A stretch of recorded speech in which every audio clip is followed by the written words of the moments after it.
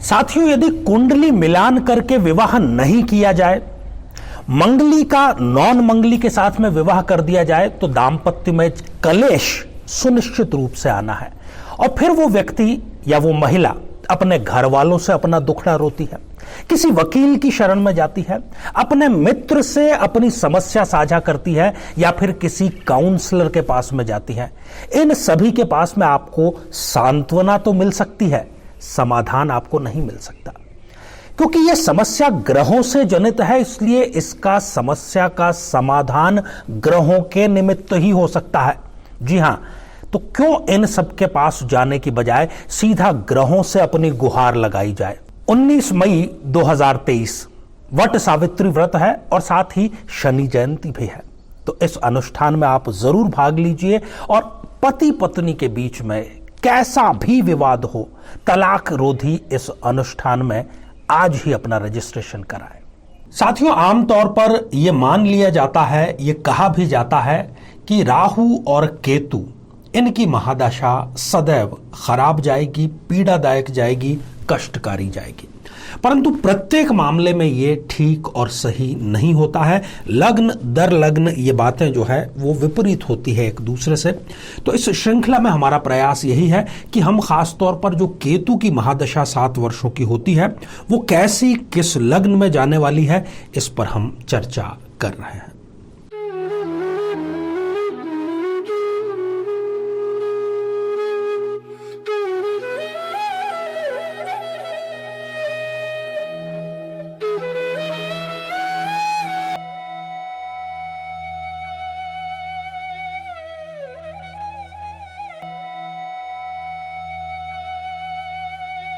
तो मेरे बहुत ही प्रिय और बेहद सम्मानित साथियों, हृदय की असीम गहराइयों से अभिनंदन, बहुत बहुत हार्दिक स्वागत। साथियों, केतु की महादशा, आज चर्चा हम तुला लग्न की कर रहे हैं। यदि आपने अपने लग्न से संबंधित एपिसोड नहीं देखा है तो यहां आई बटन में हम उसका भी लिंक आपको प्रोवाइड करा दे रहे हैं ताकि आप जाकर के उसको देख सकें।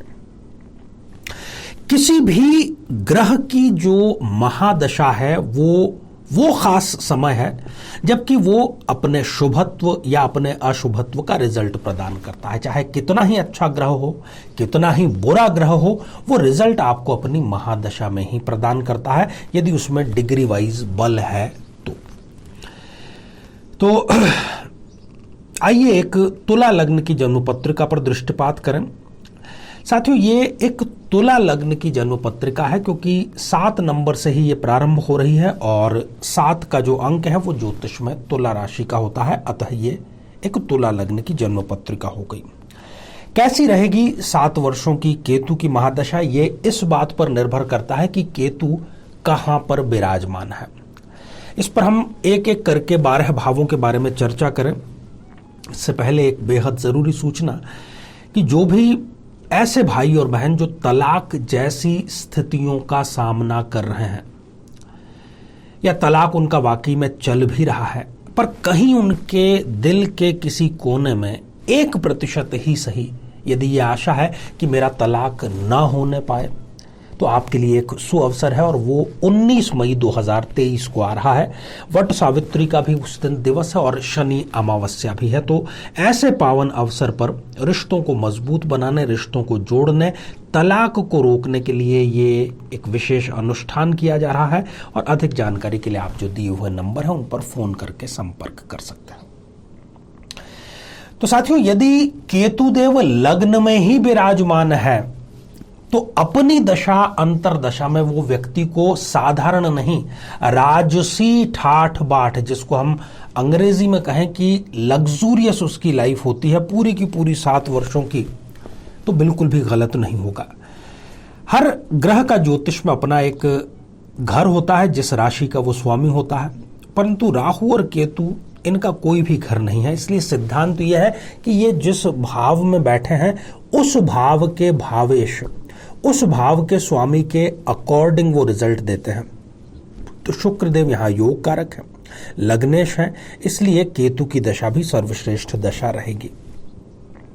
जितने भी आपके विपरीत लोग हैं वो चाहे कितनी भी चालें चलें, चाहे कितने भी षड्यंत्र करें, वो सारे के सारे केतु की महादशा में बिना किसी प्रयास के आपको उन सभी में विजय श्री प्राप्त होती है।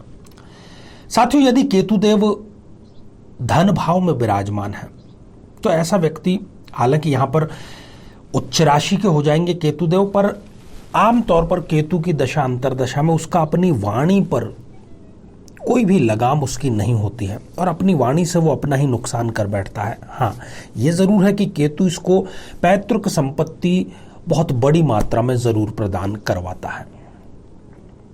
साथियों, यदि तृतीय भाव में, जो कि पराक्रम का भाव है, यदि केतुदेव विराजमान है तो ऐसे व्यक्ति को वो राजगद्दी के नजदीक ला करके एकदम कह करके कि छू करके आप आ जाइए, बस किसी भी प्रकार के राजयोग के इर्द गिर्द घूम करके व्यक्ति वापस आ जाता है कि अब शपथ ली तब शपथ ली। परंतु केतु यहां पर चूंकि गुरुदेव की राशि में है इसलिए वो रिजल्ट आपको प्रदान नहीं करेंगे और आज का जो कार्य है वो कल पर टालने की प्रवृत्ति, या जैसे जैसे आप कुर्सी की तरफ, सक्सेस की तरफ बढ़ रहे हैं और वो कुर्सी आपसे 2 कदम आगे ही हमेशा रहती है, इस प्रकार की स्थितियां यहां पर निर्मित होती, खासतौर पर केतु की दशांतर दशा। साथियों, यदि केतुदेव सुख भाव में विराजमान हो जाएं, जो कि शनिदेव की राशि है, तो ऐसे व्यक्ति को विदेश से लाभ जबरदस्त मिलता है।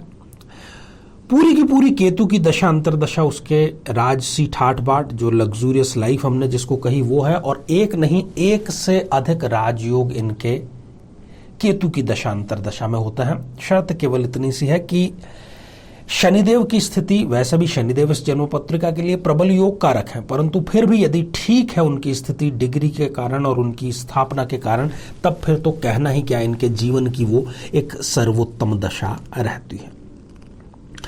साथियों, यदि केतु पंचम भाव में विराजमान हो जाता है, योग कारक शनि के घर में विराजमान हो जाता है, जीवन की सर्वोत्तम दशाओं में से एक ये दशा इनके लिए जरूर रहती है। संतान को यदि ये प्राप्त नहीं कर पाए हैं तो संतान की प्राप्ति भी केतुदेव इनको जरूर कराते हैं। आकस्मिक धन, शेयर, सट्टे से इनके पास में आता ही रहता है और इनकी जो दशा है वो कब बीत जाती है इनको पता ही नहीं चलता। वो कहता है ना कि अच्छा वक्त, श्रेष्ठ वक्त जल्दी बीत जाता है। साथियों, यदि केतुदेव छठे भाव में, षष्ठ भाव में यदि विराजमान है तो यहां पर वो इनको त्वचा संबंधी रोग, एलर्जी संबंधी रोग अपनी दशा अंतरदशा में देंगे। घर खर्चे को लेकर के पति पत्नी के बीच में विवाद की स्थिति पैदा करेंगे। खान पान से संबंधित, मोटापे से संबंधित, पाचन तंत्र से संबंधित जो बीमारियां हैं वो भी केतुदेव इनको अवश्य ही प्रदान कर देते हैं। साथियों, यदि केतुदेव सप्तम भाव में विराजमान हो जाएं तो इनकी शादी में वो डीले जरूर करते हैं और आमतौर पर मैंने तो ये भी देखा है कि 40 वर्ष तक की आयु तक उनको बगैर शादी के ही बिताना पड़ सकता है यदि वो बहुत प्रोएक्टिव होकर के अपना जीवन साथी तलाश नहीं कर रहे होते हैं। और ये भी मैंने देखा है कि बेमेल विवाह, कि जिसको देख करके कोई भी उस जोड़ी पर प्रश्न चिन्ह लगा दे कि यार इसने इसमें क्या देखा जो इससे विवाह किया, ऐसी स्थितियां भी केतुदेव यहां पर स्पष्ट रूप से निर्मित करता है। जब विवाह नहीं हो रहा हो, खासतौर पर लड़कियों के मामले में 30-32 साल की यदि वो हो गई हैं, तो फिर जल्दबाजी में जो भी रिश्ता आ रहा है वहां पर आप विवाह संपन्न कर देते हैं और इसका नुकसान उस कन्या को भुगतना पड़ता है जिसकी ये स्थिति निर्मित हो रही है। साथियों, यदि अष्टम भाव में केतुदेव विराजमान है, यहां पर वो नीच राशि के हो गए, तो खासतौर पर व्यापार में, कारोबार में वो अपनी दशा अंतरदशा में डाउनफॉल लेकर के आते हैं। विदेश व्यापार से यदि जुड़े हुए हैं तो खासतौर पर उसमें हानि अवश्य होती है और सरकार से किसी भी प्रकार के नोटिस का आना, सरकार से किसी भी प्रकार की एक प्रकार से शुल्क का आपको भरपाई करनी पड़ सकती है। सरकार से कोई प्रताड़ना आपको जरूर मिल सकती है। साथियों, यदि केतुदेव भाग्य भाव में विराजमान हो तो वो छोटी बड़ी यात्राएं इन व्यक्ति की कराता है। यात्राएं उनकी ये सफल होती है क्योंकि यहाँ पर फिर वो एक योग कारक ग्रह के घर में आकर के बैठ गए, तो एक प्रकार से जो भाग्य के घोड़े की लगाम है वो आपके हाथ में रहती है और जीवन की सर्वोत्तम दशाओं में से एक केतु की दशा आपके लिए साबित होती है। और फिर मैं उसी शब्द का इस्तेमाल करूंगा कि शाही ठाठ बाट, पूरी की पूरी दशा में इस व्यक्ति के होता है। अपने परिवार में भी इसको प्रतिष्ठा जरूर प्राप्त होती है। साथियों, यदि कर्म भाव में केतुदेव विराजमान हो जाते हैं तो कारोबार में इस व्यक्ति को हानि होती है। यदि ये सरकारी नौकरी है तो निलंबन या बर्खास्तगी की कार्यवाही केतुदेव कर सकते हैं। ऑफिस की राजनीति का शिकार ये व्यक्ति हो जाता है और जो इसका दर्जा था उससे 1 या 2 दर्जे नीचे की जिंदगी इसको जीने को मजबूर केतुदेव कर देते हैं। साथियों, यदि लाभ भाव में केतुदेव विराजमान हो तो जो इनकम आ रही है जिस किसी भी सोर्स से, उस सोर्स पर ब्रेक लगाने का कार्य राहुदेव, बल्कि ये कहना चाहिए कि केतुदेव कर देते हैं इनके लिए। और सरकार से, क्योंकि ये भाव यहां पर आप देख रहे हैं कि सिंह राशि है, तो सरकार से किसी प्रकार के आपको सरकारी व्यक्ति, किसी अधिकारी से किसी प्रकार के षड्यंत्र का आप शिकार हो सकते हैं। झूठे किसी आरोप में आपको फंसाया जा सकता है। घर में यदि कोई मांगलिक कार्य, कोई शुभ कार्य होना था तो वो केतु की दशा अंतरदशा में आगे के लिए टलता चला जाता है। यदि केतुदेव व्यय भाव में विराजमान हो जाए, 12th हाउस में विराजमान हो जाए, तो ऐसा व्यक्ति स्थायी संपत्ति में निवेश जरूर करता है और उसको लॉन्ग टर्म में उसका फायदा भी जरूर मिलता है। वृद्धावस्था में यदि ये दशा आती है तो व्यक्ति की वृद्धावस्था बहुत अच्छी, बहुत आराम से गुजरती है।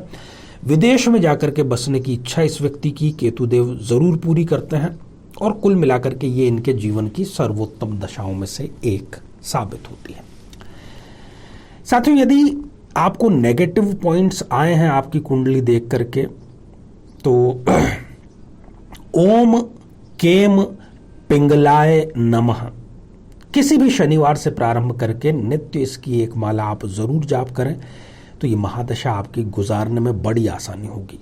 जीवन में किसी समस्या का सामना कर रहे हैं, जैसे कि शादी में देरी होना, पति पत्नी में मनमुटाव या तलाक तक की नौबत आ जाना, संतान का प्राप्त न हो पाना, नौकरी या धन प्राप्ति में बाधा आना, जीवन के प्रत्येक क्षेत्र में किसी न किसी प्रकार की बाधा आना, तो आज ही अपनी जन्म पत्रिका का संपूर्ण विश्लेषण करवाएं और पाएं समस्या से सदैव के लिए मुक्ति। साथियों, आगे भी ये श्रृंखला हमारी जारी है और अब जो है समय वो हो चला है हमारे प्रिय श्रोताओं के कमेंट्स को शामिल करने का। और सोमराज किचेर जी का आपने जय शनिदेव लिख भेजा है, तो सोमराज जी आशीर्वाद हृदय की असीम गहराइयों से। अगला कमेंट शिवराज सिंह जी का है, प्रणाम गुरुजी, हम बहुत परेशान हैं।